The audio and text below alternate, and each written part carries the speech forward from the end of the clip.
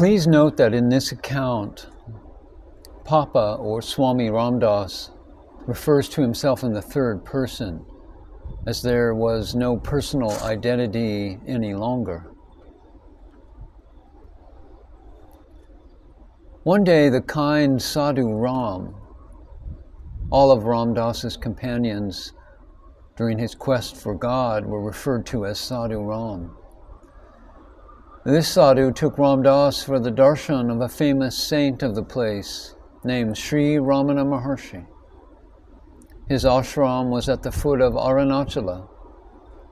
It was a thatched shed. Both the visitors, he and Sadhu Ram, entered the ashram and, meeting the saint, fell prostrate at his holy feet. It was really a blessed place where the great Bhagavan Ramana lived. He was young then, but there was on the face a calmness, and in his large eyes a passionless look of tenderness, which cast a spell of peace and joy on all those who came to him.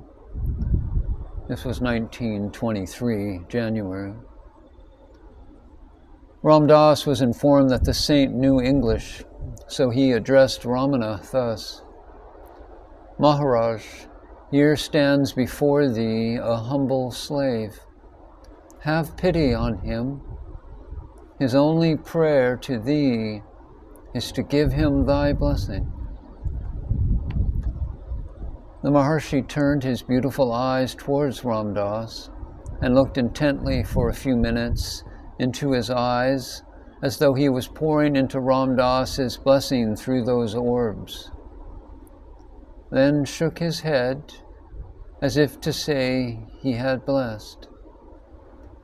A thrill of inexpressible joy coursed through the frame of Ramdas, his whole body quivering like a leaf in the breeze. Now, at the prompting of Lord Ram, Ramdas desired to remain in solitude for some time. The Sadhu Ram was ever ready to fulfill his wishes. Losing no time, he took Ramdas up the Arunachala mountain behind the great temple. Climbing high up, he showed him many caves. Of these, one small cave was selected for Ramdas, which he occupied the next day. In this cave he lived for nearly a month, in deep meditation of Ram. This was the first time he was taken by Ram into solitude for his bhajan. Now he felt most blissful sensations, since he could hold undisturbed communion with Ram. He was rolling in a sea of indescribable happiness. For to fix the mind on that fountain of bliss, Ram, means to experience pure joy. He went on taking the name Om Shri Ram, Jai Ram, Jai Jai Ram, in an ecstasy of longing. And suddenly his Lord Rama appeared before him and danced and danced. Decades later, Ramdas was asked about this by a devotee during satsang. "Did you see Lord Rama with closed eyes or open?" "With open eyes, as Ramdas is seeing you. But it was not this momentary vision that Ramdas's heart craved, for he knew that a vision like this was unlikely to last. And so when the Lord would vanish, Ramdas would revert to his darkness. Therefore he prayed for the great darshan, the vision of visions, which comes to stay forever, so there is no more parting. Namely, the Vishvarupa darshan, longing to see Rama always in everything. That is nothing less would satisfy Ramdas." Papa Ramdas paused and then resumed with a beatific smile. And it came one morning, and the entire landscape changed. All was Ram, nothing but Rama.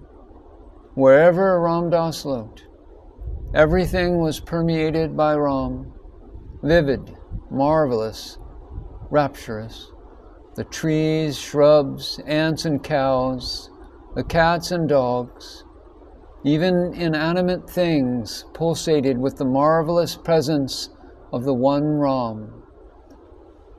And Ramdas danced in joy like a boy when given a lovely present, can't help breaking out into dance. And so it was with Ramdas.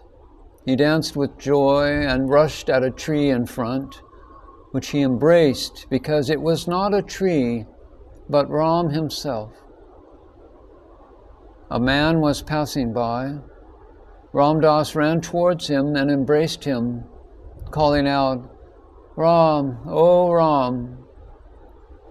The man got scared and bolted, but Ramdas gave him chase and dragged him back to his cave. The man noted that Ramdas had not a tooth in his head, and so felt a little reassured, because at least the loony Ramdas would not be able to bite him. After this, Papa laughed loudly, and all those gathered joined in. And then, what happened? I asked after the laughter had subsided. And Papa said, the bliss and joy came to be permanent, like a torrent rushing downhill till it finds a placid level, a purling stream.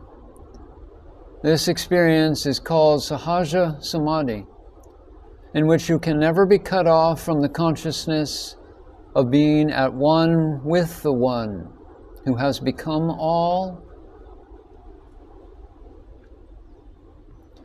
in which you feel you are one with all because you have perceived that all is He, the one without a second.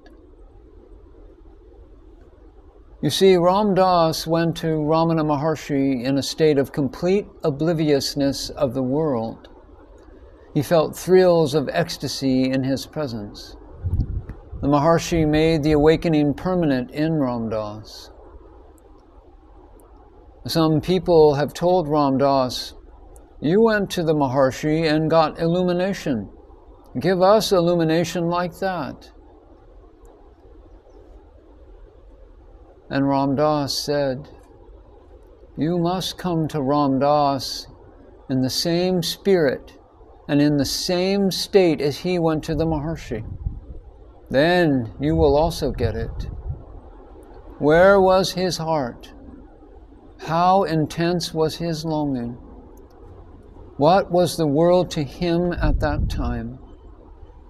If you come in that state, it is all right.